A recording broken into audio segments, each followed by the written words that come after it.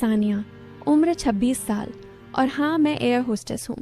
लोग कहते हैं कि मेरी हाइट 5 फुट 7 इंच है, पर मुझे तो लगता है थोड़ा और ही है जब हाई हील्स पहनती हूँ।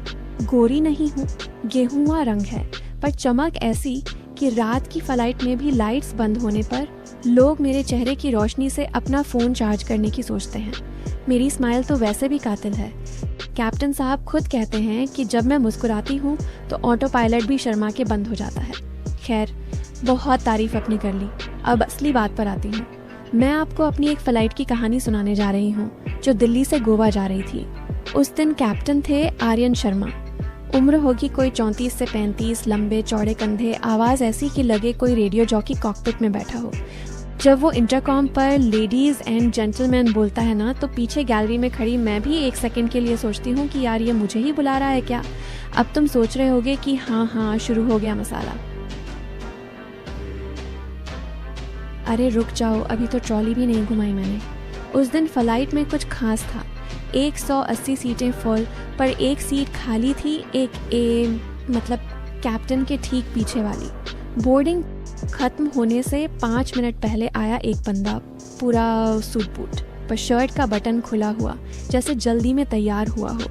उसने अपना बैग ऊपर रखा और सीधा एक ए में धंस गया। मैंने स्माइल दी, उसने भी दी, पर उसकी स्माइल में कुछ और था, जैसे कह रहा हो आज रात कुछ और ही होने वाला है। मैंने सोचा चलो सानिया, प्रोफेशनल बनो, पर दिल में एक आवाज़ आई, देख ले आज कुछ तो गड़बड़ है।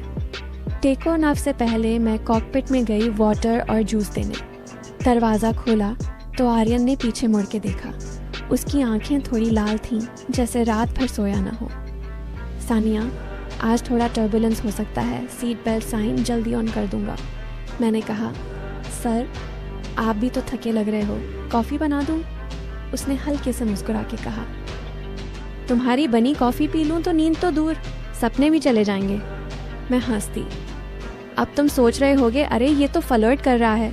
हाँ, थोड़ा कर रहा था, पर उसकी आंखों में कुछ और था, टेंशन। मैं चुपचाप बाहर निकल आई। फ्लाइट जैसे ही 35,000 फीट पर पहुंची, अचानक झटका लगा, इतना तेज़ कि मेरी ट्रॉली उछल के दूसरी तरफ जा गिरी। लाइट्स फ्लिकर करने लगी, पैसेंजर्स चिल्लाने लगे। मैंने तुरंत इंटरकॉम उठाया, पर उससे पहले कैप्टन की आवाज़ आई, ladies and gentleman please remain seated, हम थोड़ी देर में क्लियर स्काई में पहुंच जाएंगे। आवाज़ शांत थी, पर मुझे पता था कि कुछ गड़बड़ है, क्योंकि ऑटो पायलट की बीपिंग बंद हो चुकी थी, मतलब मैनुअल उड़ा रहा था वो। तभी एक ए वाला बंदा उठा और सीधा कॉकपिट की तरफ चल दिया। सिक्योरिटी रूल्स के हिसाब से कोई भी कॉकपिट के दरवाजे के पास नहीं आ सकता। मैंने उसे रोका। सर प्लीज़ अपनी सीट पर। उसने मेरी आंखों में देखा और धीरे से कहा, सानिया मुझे अंदर जाना ज़रूरी है, कैप्टन को मेरी ज़रूरत है। मुझे उसका नाम तक नहीं पता था, पर उसने मेरा नाम कैसे जाना? मैंने पूछा, आपको कैसे पता मेरा नाम? उसने अपना बैज दिखाया। उस पर लिखा था अंडरकर एयर मार्शल राहुल मेहरा। मेरी तो जान निकल गई, मतलब प्लेन में एयर मार्शल था और मुझे पता तक नहीं। उसने कहा, कॉकपिट में कोई गड़बड़ है, मुझे शक है कोई फ्रीक्वेंसी जैम कर रहा है, कैप्टन अकेले हैं, मुझे जाना होगा। मैंने दरवाज़ा खोला। अंदर आर्यन पसीने से तर था, दोनों हाथ स्टीयरिंग पर, आंखें स्क्रीन पर। राहुल अंदर गया और दरवाज़ा बंद कर लिया। मैं बाहर खड़ी रह गई, दिल ज़ोर ज़ोर धड़क रहा था। पैसेंजर्स चिल्ला रहे थे, कोई रो रहा था, कोई दुआ पढ़ रहा था। मैंने ट्रॉली साइड में रखी और खुद फ्लोर पर बैठ गई, सीट बेल्ट साइन के नीचे। 20 मिनट बाद प्लेन स्थिर हुआ, लाइट्स नॉर्मल हो गई। कैप्टन की आवाज़ आई, सॉरी फॉर द टर्बुलेंस, अब सब ठीक है, हम 40 मिनट में गोवा लैंड करेंगे। पर उसकी आवाज़ में कुछ था, जैसे राहत नहीं, डर था। लैंडिंग के बाद सब पैसेंजर्स निकल गए, मैं आखिरी में थी। कॉकपिट का दरवाज़ा खुला तो आर्यन बाहर आया, चेहरा पीला, राहुल उसके पीछे। आर्यन ने मुझे देखा और बोला, सानिया तुम ठीक हो? मैंने हाँ कहा। उसने मेरे कंधे पर हाथ रखा, उसका हाथ कांप रहा था। मैंने पहली बार उसे इतना कमज़ोर देखा। राहुल ने कहा, कैप्टन को रेस्ट चाहिए।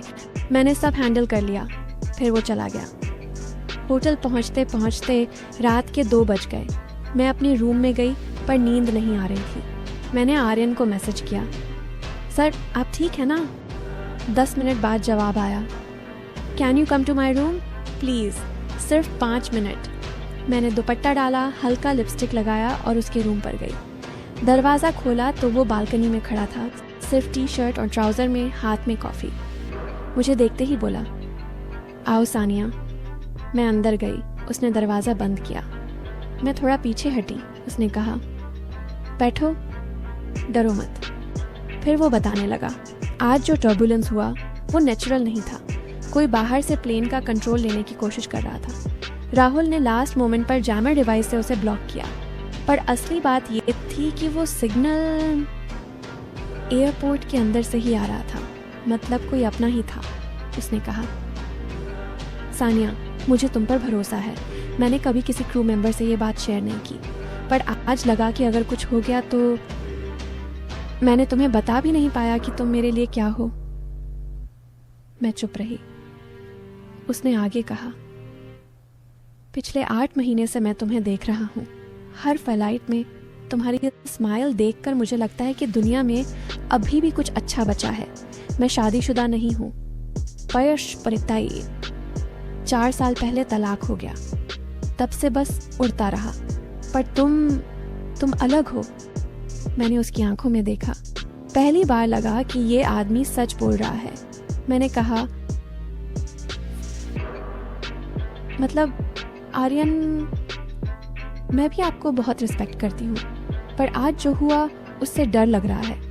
उसने मेरा हाथ पकड़ा, बोला, मैं वादा करता हूँ मैं तुम्हें कभी अकेला नहीं छोड़ूंगा, न फ्लाइट में न ज़मीन पर। फिर हम बालकनी में बैठे रहे, पूरी रात करते रहे, किस, हग, बस 2 लोग जो एक दूसरे को पहली बार सचमुच समझ रहे थे। सुबह 6 बजे मैं अपने रूम पर आई।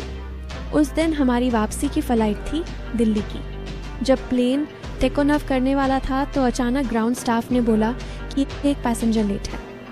सब बोर्डिंग हो चुकी थी। फिर वही एक ए वाला राहुल दौड़ा हुआ आया। इस बार उसके हाथ में एक फाइल थी। उसने कैप्टन को कुछ दिया और मेरे पास आकर बोला, सानिया वो सिग्नल देने वाला पकड़ा गया, तुम दोनों सेफ हो। और हाँ, कैप्टन ने मुझे कहा है कि मैं तुम्हें एक मैसेज दूं।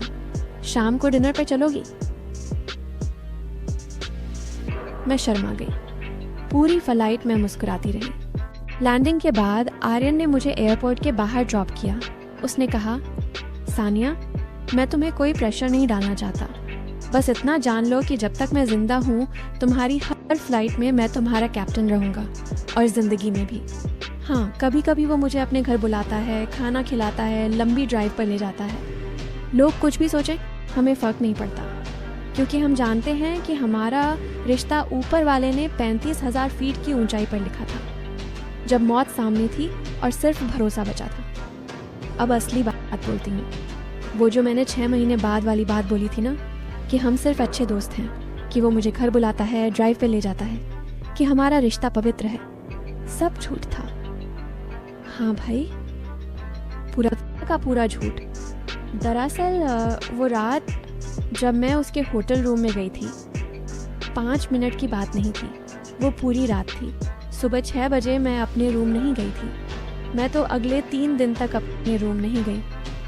आर्यन ने मुझे सब कुछ बताया था। हाँ, प्लेन को हैक करने की कोशिश हुई थी। हाँ, राहुल एयर मार्शल था। हाँ, सिग्नल एयरपोर्ट के अंदर से आ रहा था। पर एक बात उसने मुझसे छुपाई थी। वो सिग्नल कोई बाहर वाला नहीं दे रहा था, वो सिग्नल खुद आर्यन ने भिजवाया था। हाँ, तुमने सही सुना, पूरा प्लान उसका था। वो जानता था कि उस फ्लाइट में राहुल एयर मार्शल है। वो चाहता था कि प्लेन में खतरा हो, ताकि राहुल कॉकपिट में आए, और ताकि मैं डर जाऊं, और ताकि मैं उसके पास आऊं। क्यों? क्योंकि पिछले 8 महीने से वो मुझे पाना चाहता था, पर मैंने कभी सीरियसली नहीं लिया। तो उसने सोचा, अगर मैं उसकी जान बचाऊंगी या वो मेरी जान बचाएगा तो मैं उसकी हो जाऊंगी। और हुआ भी यही।